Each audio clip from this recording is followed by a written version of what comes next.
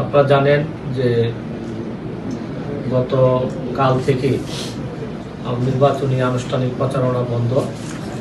আমরা আজকে সকাল থেকেই বলা যায় যে আমাদের নির্বাচনী আভ্যন্তরীণ যে কাজগুলো থাকে, একটা নির্বাচন সুষ্ঠু করার জন্য যে কাজগুলো থাকে, নির্বাচন বাস্তবায়নের জন্য যে বিষয়গুলো থাকে, আমাদের নির্বাচনী এজেন্ট ঠিক করা, কেন্দ্র ভিত্তিক আমাদের যারা নির্বাচনী কাজে জড়িত থাকবে তাদের সাথে এই কাজগুলো আমাদের সবসময় আমরা করে থাকি।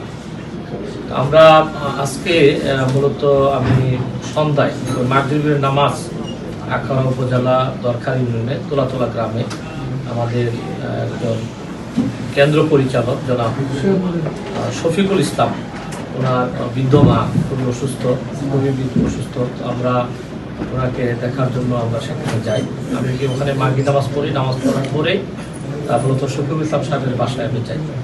তো সেখানে আমার আগমনকে কেন্দ্র করে সেখানে আমাদের আশেপাশে যেহেতু ওখানে 10টা কেন্দ্র আছে, টোটাল দরকারের 9টা কেন্দ্র, ওই 9টা কেন্দ্রের আমাদের কেন্দ্র পরিচালক সহ তারা এখানে এসেছিলেন। তাদের সাথে আমি যখন রোগী দেখার শেষে 10-15 মিনিট হবে, তবে আমি বসে কথা বলছিলাম, প্রস্তুতি নিচ্ছিলাম, নির্বাচনের প্রস্তুতির কী অবস্থা জানছিলাম।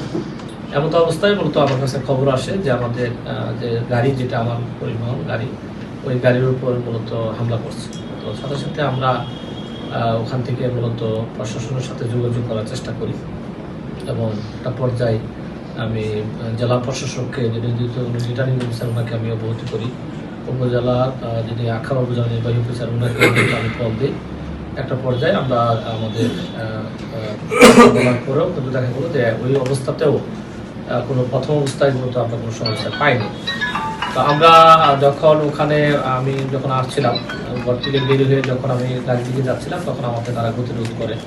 আমি যে ঘর থেকে বের হওয়ার পরে প্রথমে একজন আমাদেরকে বাধা দেয় যে আপনি কোথা থেকে আসছেন, এই কারণে আসছেন, এসে নানান কথা বলে। এরপরে আমরা আস্তে আস্তে হাঁটতে হাঁটতে গাড়ির দিকে চলে আসি। তো গাড়ির দিকে আসার মাঝখানে বলা যায় যে আমাদেরকে অনেকগুলো স্থানীয় যুবদলের সভাপতি বশির, দরকার ইউনিয়নের সভাপতি বশির, তারপরে বেলায়েত, রুবেল, মোফাজ্জল, এদের নেতৃত্বে শতাধিক বিএনপির স্থানীয় নেতাকর্মীরা মূলত আমাদের প্রতিরোধ করে। আমি সাথে সাথে আমার পরিচয় দিই যে আমি মোকাবিলা জামাতের প্রার্থী। ওরা আমাকে কিন্তু চিনার পরেও ওরা আমাকে বলা যায় এখানে অনেকটাই লাঞ্ছিত করে এবং আমার সাথে যারা ছিল তাদের সাথেও মূলত খারাপ আচরণ করে এবং আমার গাড়ির ড্রাইভার ছিল তাকে মারধর করে। একটা পর্যায়ে স্থানীয় মুরব্বীরা আমাকে মূলত গাড়িতে তুলে দেয়।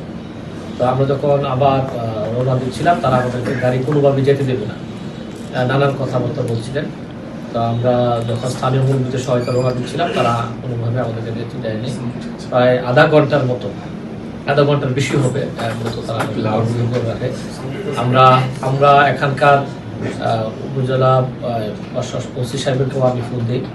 তো একটা পর্যায়ে দরকারের যিনি পুলিশ ফাঁড়ির প্রধান সহ ওনারা ম্যাজিস্ট্রেট সহ তারা আসে 45 মিনিটের পরে। কখন আমরা যখন তোলাতল থেকে একবারে চলে মূল রাস্তার দিকে চলে আসি এবং আমাদেরকে কোনোভাবে তারা আর কল্প আসতে দিবে না, এবার এরা চতুরাতে আমাদেরকে অবরুদ্ধ করবে। এই ব্যাপারে আমরা শুনছিলাম যে ফোনে বলতেছিল যে 2টা গাড়ি আসতেছে, তাদেরকে আটকাও। তো এরপরও আমরা মূলত সেখানে সিদ্ধান্ত নিই যে আমরা যেভাবে যাবো, কারণ আমরা এখানে স্বাধীন দেশে আমি একজন নির্বাচনের প্রার্থী, আমি একজন রোগী দেখতে যেতে পারবো না, এটা কেন? তো আর তারপরে তাদেরকে আমি নিজেও বলেছি যে আমি এখানে কেন এসেছি, আমার কি কাজ, এটা তো আপনাদের কাছে কোনো জবাব দেওয়ার কোনো বিষয় নেই। এটা যদি নির্বাচনী আচরণের বিরুদ্ধে কোনো বিষয় হয়ে থাকে, এটা প্রশাসন দেখবে। কিন্তু দুঃখজনক সত্য, তারা বলা যায় অনেকটা মারমুখী আচরণ করার করছে। তাদেরকে আমি আনুষ্ঠানিক আমার পরিচয় দেওয়ার পরেও তাদের কাছ থেকে মূলত আমরা কোনো সহযোগিতা পাইনি। একটা পর্যায়ে ওনাদের বিএনপি নেতা জনাব মোশাররফ হোসেন